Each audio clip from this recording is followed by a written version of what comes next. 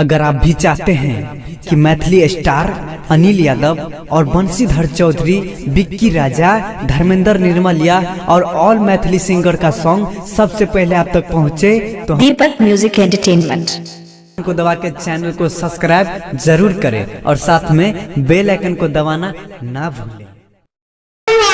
Mix by DJ Deepak Raj. DJ इलाका किसी का भी बता मगर धमाका की सरताज का हिस्सा। डीजे दीपक आपका ये नाम है। मोबाइल नंबर 79 82 42 डीजे दीपक आपका ये नाम है। DJ mix by DJ Deepak Raj.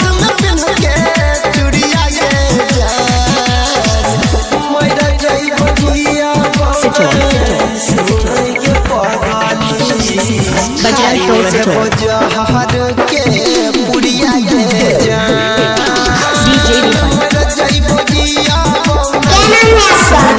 DJ आपका ये नाम है।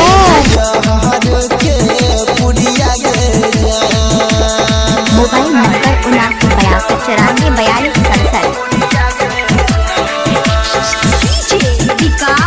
43 mix by DJ Deepak Raj.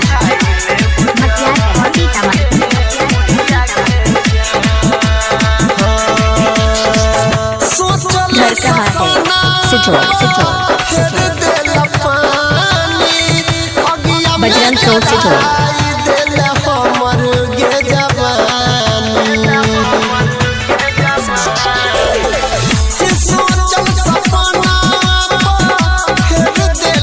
DJ Deepak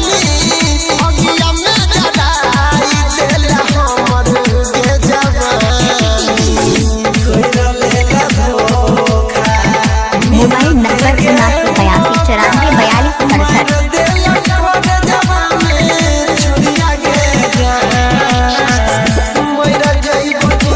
mix by DJ Deepak Raj. खाइल है बजहर के पुड़िया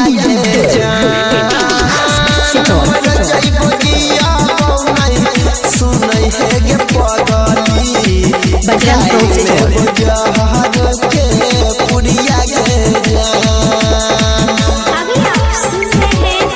इलाका किसी का भी होगा मगर धमाका भी सरताज का हिस्सा।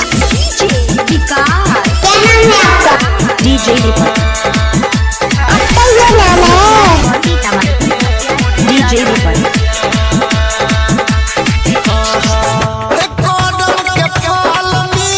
मोबाइल नंबर 79 82 43 सुख नहीं पैबे दुख मिलतो दिन रात डीजे दीपक राज।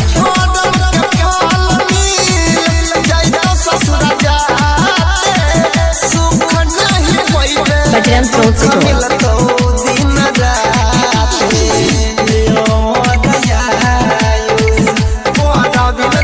इलाका किसी का भी होगा मगर धमाका भी सरताज का हिस्सा।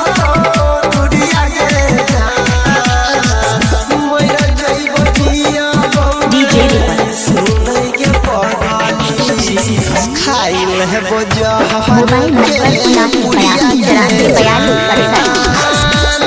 82 43 सुनई है गे पगली सिचोड़।